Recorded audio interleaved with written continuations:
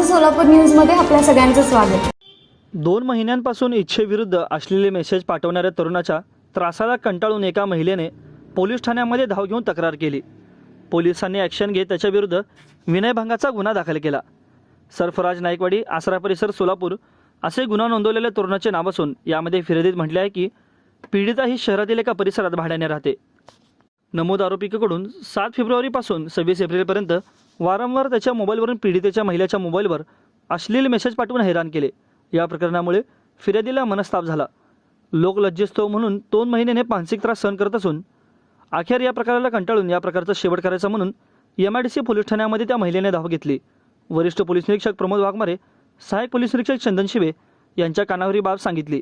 त्यांनी नमूद आरोपीच्या विरोधात भादवी कलम 354 अन्वये गुन्हा नोंदवला गेला असून या घटनेचा अधिक तपास हवालदार पवार करीत आहेत।